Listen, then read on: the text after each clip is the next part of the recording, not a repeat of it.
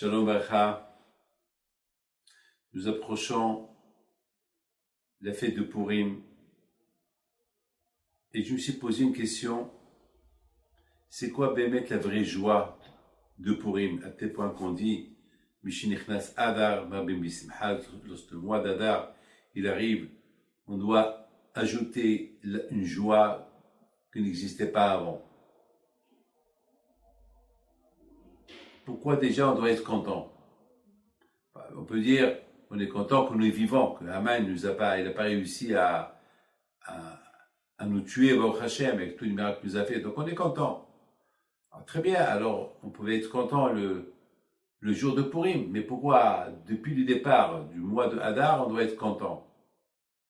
Parce que mes amis, il faut savoir qu'à partir du début du mois de Hadar, on doit comprendre que il ne faut pas attendre jusqu'à Purim pour se saouler, pour se déguiser, pour être content. Non, depuis déjà 2 semaines à l'avance, on doit être content. Pourquoi? Parce que il faut savoir pourquoi on est content à Purim. C'est pas jusqu'à Purim qu'il arrive. Si on se saoule, on va même pas savoir pourquoi on se saoule.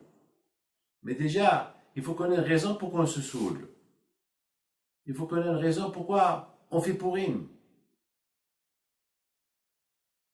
Alors c'est pour ça qu'on a besoin d'une introduction. Vous savez, toujours lorsque un rabbin veut parler ou quelqu'un qui veut, il y a quelqu'un qui vient l'introduire pour savoir avec qui on a affaire. Donc mes amis, la fête de Purim, c'est bien. Vous savez, Rosh Hashanah et Kippour, on sait c'est les mois de jugement et les mois du pardon. Mais le mois d'Elul, c'est l'introduction.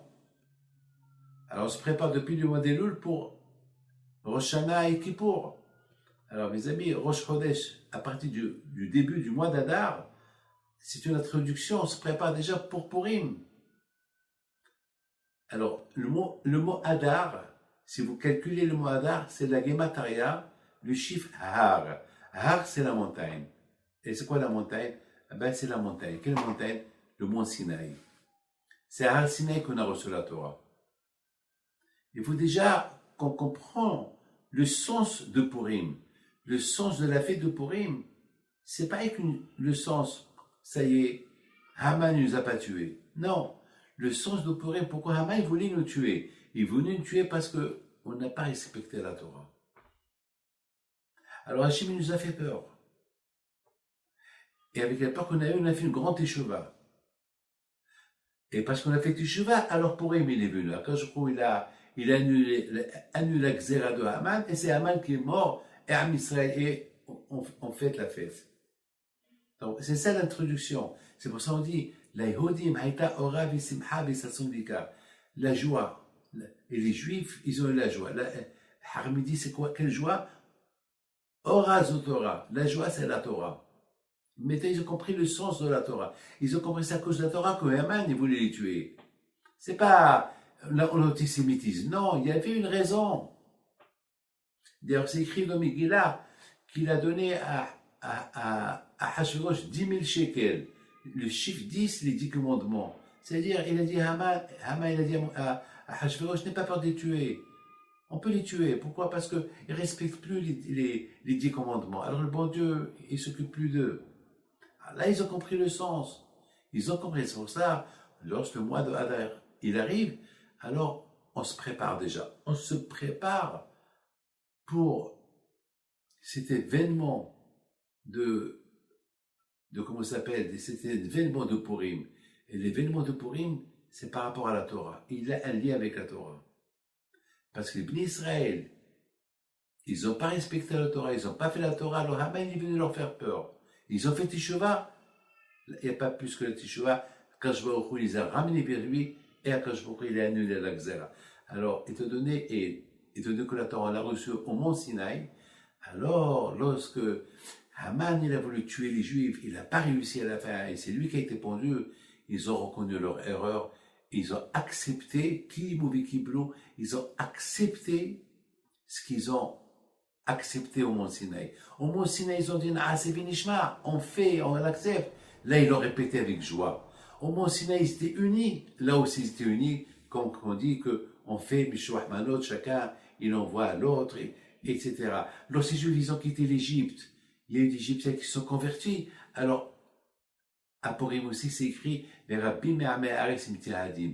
Ils sont devenus juifs. Il y a beaucoup d'égoïmes qui sont devenus juifs. On voyait ce miracle-là de Hakadosh Baruch Hu. Et c'est la raison on lit cette histoire dans la Megillah. Parce que la Megillah, elle représente le Sefer Torah. Comme que dans le Sefer Torah, il y a là-bas toute la Torah, dans la Megillah, il y a aussi là-bas la Torah. Quelle Torah? Ils ont dit Naase Vinishma. Donc la Megillah, elle a une valeur comme la Torah. C'est pour cela, comme que la Torah, on l'écrit sur un parchemin, la Megillah aussi, on l'écrit sur le parchemin. Alors qu'il n'y a aucune histoire qui est écrite sur le parchemin, sauf la Megillah qui est écrite sur le parchemin. Et pourquoi? Pour nous rappeler que comme la Torah est écrite dans un parchemin, et là-bas, tout le but de la Torah, c'est pour qu'on l'accepte, alors la Megillah aussi, tout le but de la Megillah, c'est la Torah qu'ils ont acceptée, les bénis Israël à nouveau, donc elle doit être écrite dans une Megillah. Mais c'est bizarre, il n'y a pas là-bas le nom de Dieu. Pour ne pas se tromper et dire la Megillah c'est comme le Sefer Torah. Non. Le Sefer Torah c'est seul, sa Kedusha elle est unique, et la Megillah, l'histoire de la Megillah elle est unique.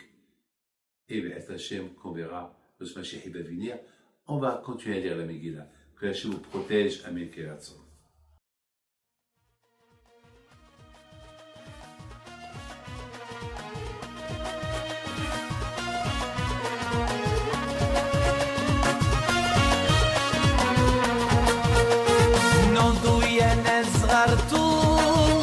على ربيع حيم بنتو وقف لنا زي